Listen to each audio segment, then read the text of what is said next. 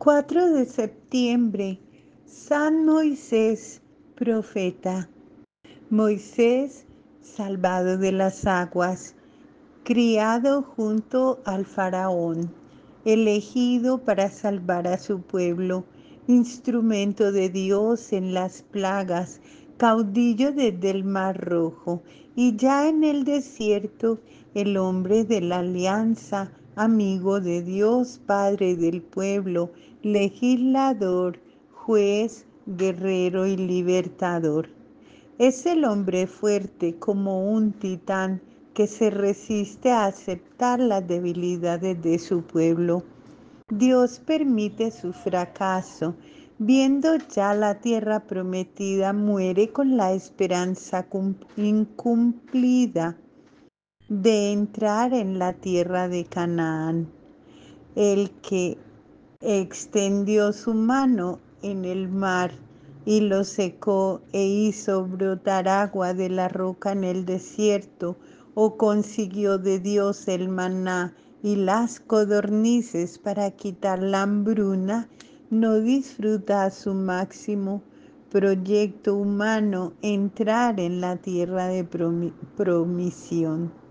El sinsabor de la derrota humana es permitido por Dios para que reconozcamos nuestra debilidad, nuestra flaqueza.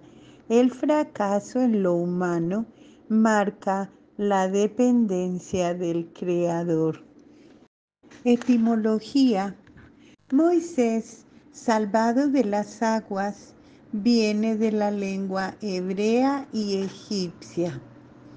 Este profeta, a quien Dios eligió para liberar al pueblo oprimido en Egipto y conducirlo a la tierra de promisión, también se le reveló en el monte Sinaí, diciéndole: yo soy el que soy, y le propuso la ley para regir la vida del pueblo elegido.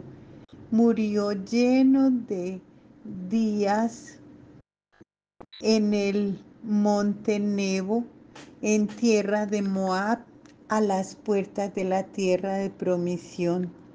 Moisés, juntamente con Abraham, son los dos personajes centrales del Antiguo Testamento.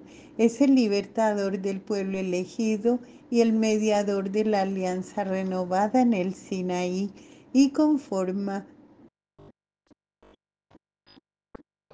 es el organizador de la teocracia hebrea. Tal fue la importancia en la historia de Israel que muchas veces el Mesías es concebido como una reencarnación del gran profeta por antonomasia del Antiguo Testamento. Los días del Éxodo habían quedado como los tiempos heroicos de la historia israelita, y el principal protagonista de las gestas, Moisés, quedó en la memoria de todas las generaciones como el amigo de Dios por excelencia. Su mismo nacimiento está ya marcado con el signo de la predilección divina. Oriundo de la tribu de Leví, fue abandonado por su madre en una cestilla de juncos en el río Nilo. La persecución de los israelitas había llegado a su punto culminante y las madres hebreas tenían que deshacerse de sus hijos varones, cuya extinción estaba decretada por las autoridades egipcias. Son los tiempos de reacción contra los semitas. Habían pasado los años de la dominación de los Hicsos de origen asiático, que protegían a los extranjeros oriundos de Canaán y Felicia, porque les ayudaban a mantener sujetos a los egipcios. José el cananeo, descendiente de Jacob, había logrado escalar al amparo de esta situación de privilegio para los semitas, las más altas dignidades del Estado egipcio. A su sombra, los hebreos habían prosperado desmesuradamente en la parte oriental del delta de tal forma que llegaron a crear un problema a los mismos nativos súbditos del faraón. Al subir otra dinastía de procedencia netamente egipcia, se generalizó una política de persecución contra los extranjeros semitas que habían colaborado con los odiados Ixos. Víctimas de esta política sectaria fueron entre otros los hebreos que pacíficamente se dedicaban a la cría de rebaños en Gesén.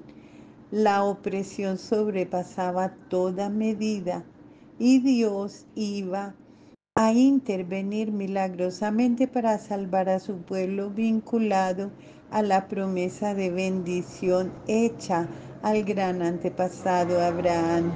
Para ello había de preparar al instrumento de su especial providencia. La Biblia recalca estas intervenciones milagrosas de Dios en la vida de Moisés. El niño fue recogido por una princesa egipcia que se lo llevó a la corte del faraón como hijo adoptivo, dándole el nombre de Mosu o Moisés, que en egipcio parece significar simplemente niño.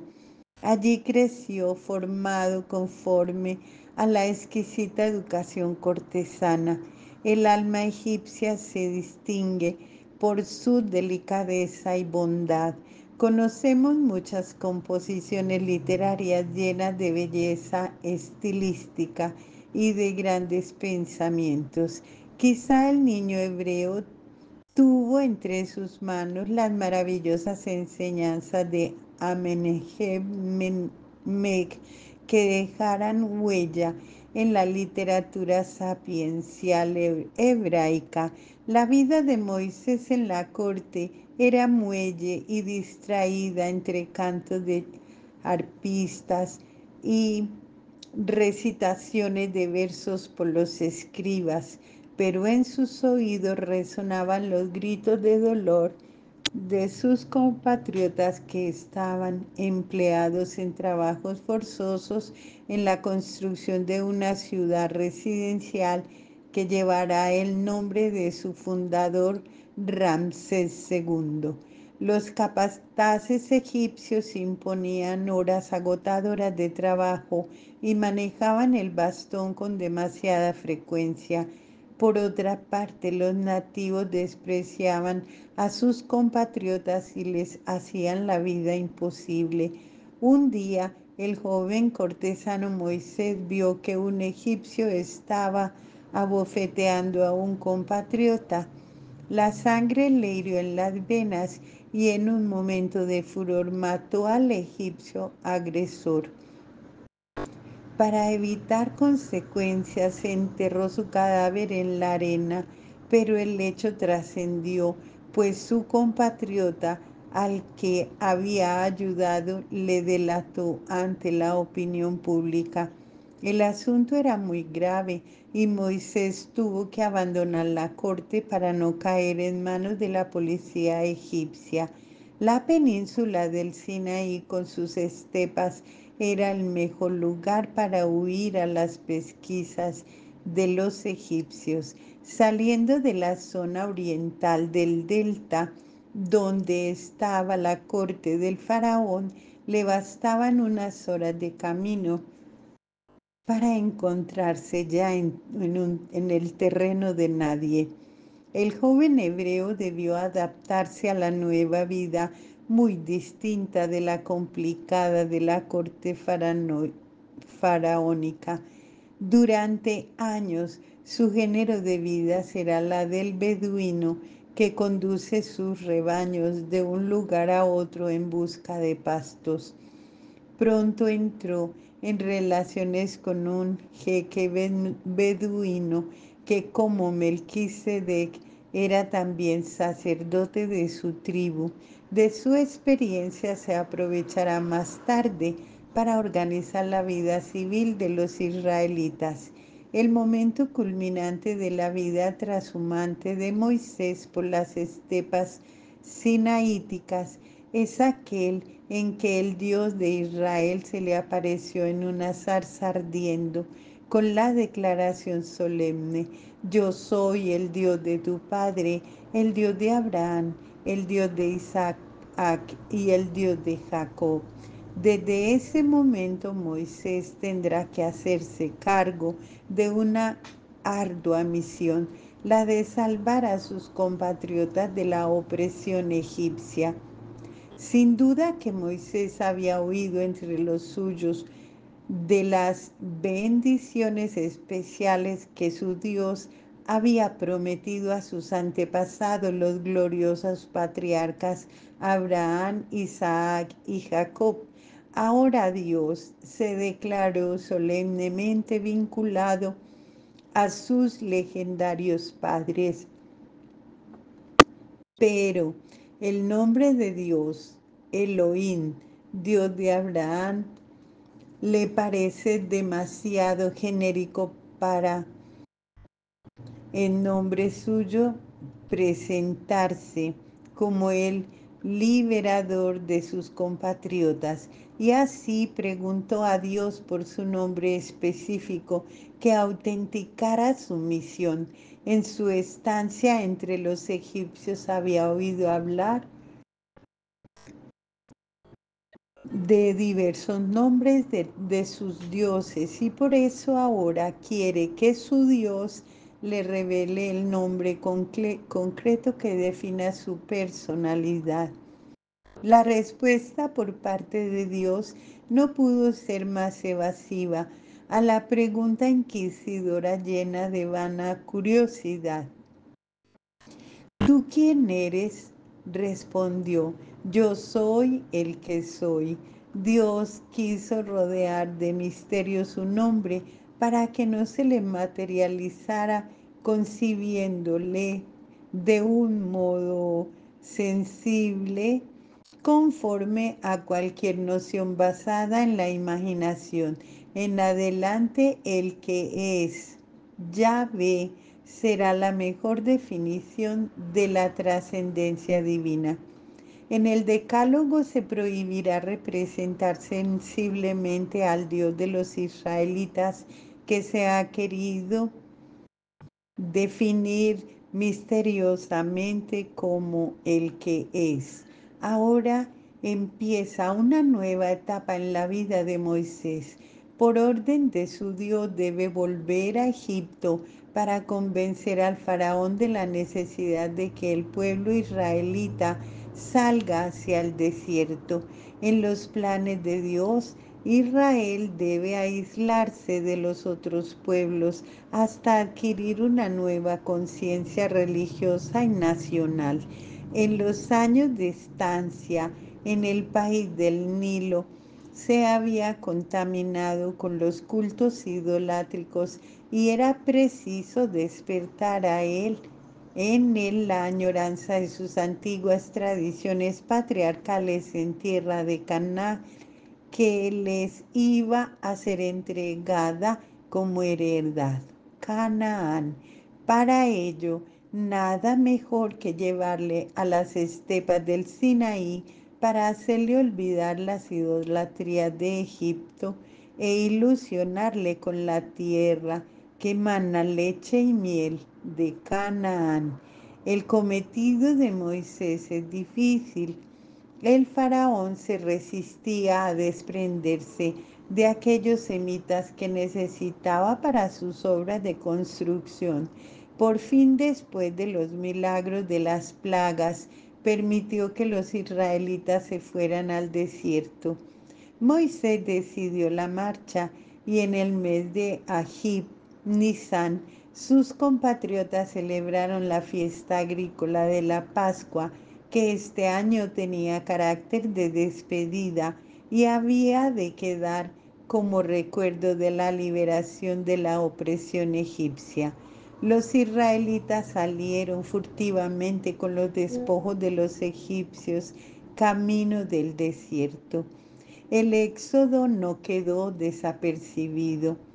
El faraón revocó su permiso y envió un destacamento armado para obligarles a volver. La suerte estaba echada y Moisés no permitió a los suyos el retorno y así les animó a correr hacia la estepa. Pero llegó un momento en que no pudieron avanzar. Ante ellos se extendía una laguna de agua inmensa que les cerraba el paso. De nuevo la intervención taumatúrgica de Moisés salvó la situación. Yahvé envió un viento huracanado y el agua se retiró de forma que los hebreos pudieron pasar a pie enjuto detrás del ejército. El ejército del faraón entró en su persecución sin apercibirse de la anomalía de la retirada del agua, creyendo fuera la retirada normal de la marea. Pero cuando los israelitas habían pasado, el agua volvió de nuevo a su sitio y anegó a los soldados y carros del faraón. Es el gran portento del paso del Mar Rojo que será el símbolo de la protección de Yahvé a su pueblo. Durante generaciones los israelitas contarán el gran milagro que había tenido lugar allá en tiempos de los faraones de la decimonovena dinastía, la dinastía 13 años antes de Jesucristo. Pasado el Mar Rojo, los hebreos se adentraron en la península sinaítica hasta llegar a una gran montaña que también iba a tener eco en la tradición israelita, la nueva legislación que iba a marcar la teocracia hebrea surgiría en la cima de ese monte donde Yahvé se manifestó a Moisés como un amigo a otro amigo. Allí se establecieron en efecto las bases de la nueva teocracia. De un lado, Israel debía reconocer a Yahvé como su Dios único, comprometiéndose a guardar sus preceptos, y de otro, Yahvé prometía protegerle como su pueblo a través de la historia. Sin embargo, este pacto fue roto muchas veces en los días de la peregrinación en el desierto. El pueblo hebreo siguió con su propensión a la idolatría, levantando al pie del Sinaí un becerro de oro para adorarle. En la marcha a través del desierto, Israel se mostró como pueblo de dura cerviz. Se multiplicaban los milagros, el maná, las codornices, el agua de la roca, pero a la primera contrariedad los hebreos querían abandonar a su Dios y volverse a Egipto. Es el caudillo Moisés el que tuvo que hacer frente a esta obstinación materialista.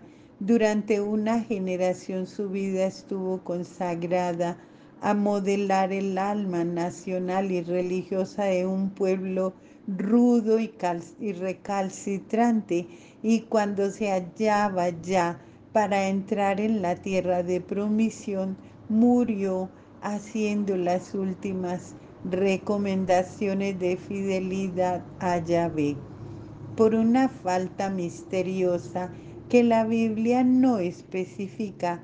El gran libertador de los israelitas fue privado de entrar en Canaán, término de la larga peregrinación por el desierto. Su recuerdo permaneció vivo en el pueblo de Israel. No hubo nunca más en Israel un profeta como Moisés, a quien Yahvé conoció cara a cara.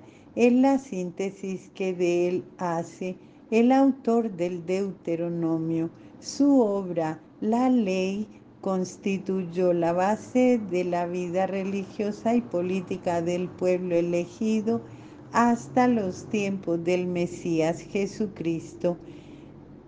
Jesucristo dirá que no vino a abolirla, sino a perfeccionarla en su pleno sentido espiritualista y ético. Es la mejor consagración de una obra legislativa que giraba en torno al destino excepcional de un pueblo del que había de salir el Salvador del mundo. En la visión del Tabor, Moisés, y símbolo de la ley del Antiguo Testamento, y Elías, símbolo del profetismo, hacen la escolta de honor al Dios Mesías.